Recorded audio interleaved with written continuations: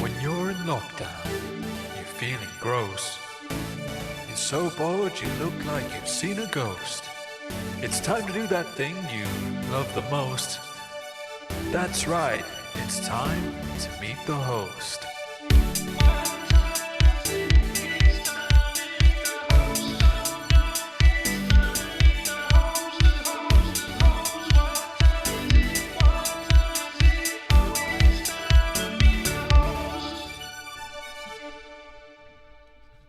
Hello and welcome to another excerpt of Monday Music Mayhem with me, Rob, and him.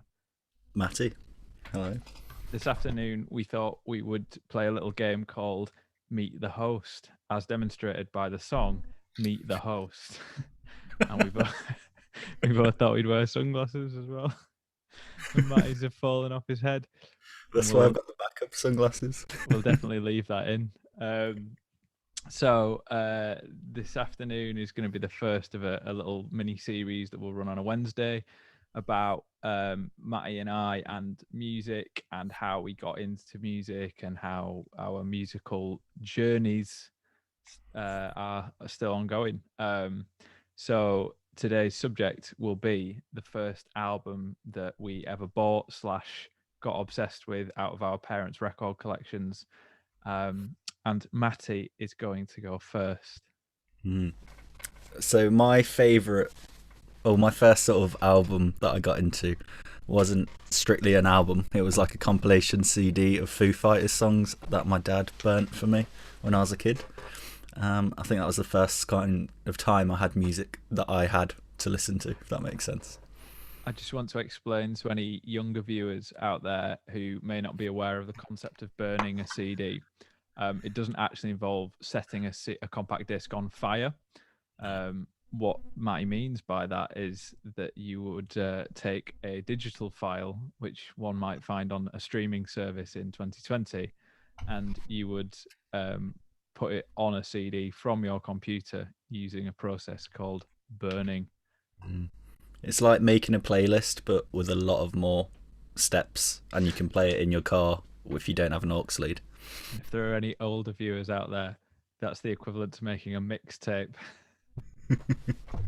The first album that I really remember being kind of amazed by was Bruce Springsteen's Born to Run. And it was just like the cover of the LP was just like, I mean, he's just the coolest guy in the universe. Like he's got 2 pairs of sunglasses on. Exactly. All the time. And I just remember like kind of flicking through the albums and that one just jumped out at me and I was like, who is this guy with his guitar? I've got that. Someone gave me that record as a gift. I've got the actual record, but it's an amazing record. It is. But the producer says his biggest regret in life was the snare sound on Born in the USA at the start. The big. It's so good. It is. It's the best. He set the sound for cheesy gated snares. Yeah, I'm a sucker for that kind of production.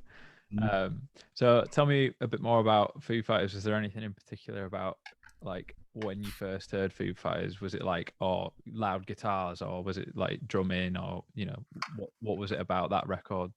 I think it was just because my dad liked heavy rock, so it was something we can kind of enjoy together. I think Foo Fighters are very good at mixing sort of dad rock with modern music, so it's really kind of accessible, and everyone's like, wow, what is this new kind of music, if you've not listened to much of that kind of music before. Yeah, I remember like a friend of mine at school had I think I don't really know how many albums Foo Fighters have got because they've got like hundreds, haven't they? It must do that. It was the one that had Best of You and DOA on as the singles. And I remember him like bringing the CD into school because I had long hair when I was at high school and he had long hair, and we kind of became friends in the first year in year 7 because we had long hair. And like we kind of just assumed that each other would have similar tastes in music, so like we would bring each other CDs. So I remember like getting into the Foo Fighters because he was like lending me CDs. I like that. That's quite nice. Wholesome friends. Yeah, man. So like the first time that I put on Born to Run, I think like I was just a bit like taken aback by how I think most things that I'd listened to up until that point in my life had been just radio singles, and at that time, radio singles were, I mean, they still are, but they were really condensed, like 3 minute pop songs that had to fit a certain formula. So, like, music to me was quite a formulaic thing, and Mm. even though there are some, like, you know, radio singles on that album, there were songs like Jungle Land, where it's like a rock opera and just goes on for, I don't know, like 7 minutes or something. It has loads of really interesting instrumental breaks and things like that. So I remember like sitting down and listening and be like, what is this and what is happening? And Mm. it was, yeah, I don't know. I think what's good about that era and kind of just records in general is you buy an album and you listen to the whole album. And I think kind of with Spotify now, it's so easy to just skip a song and kind of thing. If you kind of want to listen to an album but you kind of don't like the start to a song, it's so easy just to skip to it and not just kind of go through it. And I quite like that about albums. I'm a big album fan. I think you're right, and I think that like you kind of you work hard a bit, don't you? If you like, if you've only got a finite amount of music to listen to, and like say track 4 on an album doesn't really like, it doesn't grab you straight away. If you keep listening to that album and you keep expecting that track to come between, you know, like track 3 and track 5 that you really like, there's something about listening over and over again, I think, that makes you want to listen to all the songs that you didn't want to listen to previously. That Yeah, makes definitely. sense.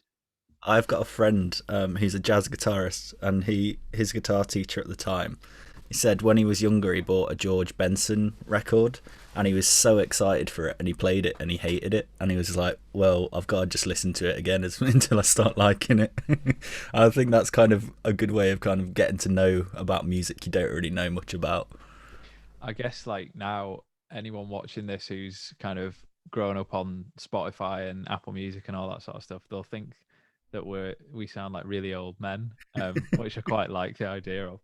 Um, but yeah, I think it's something that I don't think people will experience in the same way. Because like, for example, we would get, I don't know, I got like a bit of pocket money when I was a kid, so I would go to like Woolworths, which doesn't exist anymore, See you later. and buy a CD. Like I had a fiver and that was it. So like I could buy like, you know, one single or two singles or whatever, and then like I wouldn't get any more pocket money for a bit. So like you had to listen to what you bought, didn't you? You couldn't just like go, oh well, not next. Mm. Well, I was a big downloader of music, completely legally. No, not really. But the way I did it, it takes like an hour to download an album. So if you wanted to get like your music for the next few weeks, especially me when I really liked music, like listening to music at that age as well. I think you put in so much time and kind of invested in getting this music. You're like, well, I'm gonna have to listen to it. Like I've made this music come to me through my time. Yeah, man. So I guess that probably concludes this time warp back into the 90s when Matty and I were first discovering albums and songs and CD covers and vinyl covers that excited us. And then And Bluetooth in one song at a time came along and ruined the whole thing. and everyone on the bus would play the same song from Yeah. their mobile phone up against the window.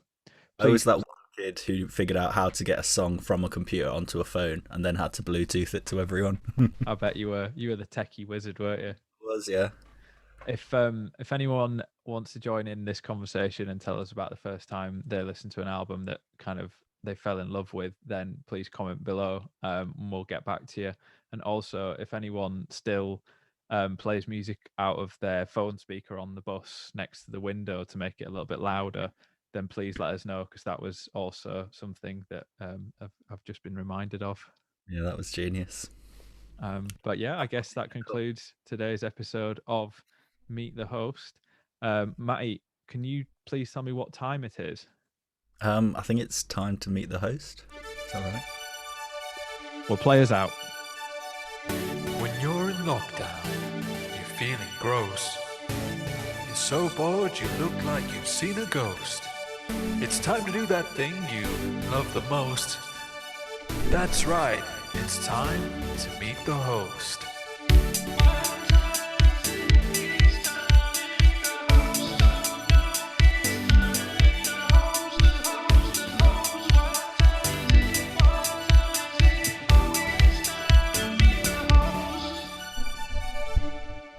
See you next time, viewers.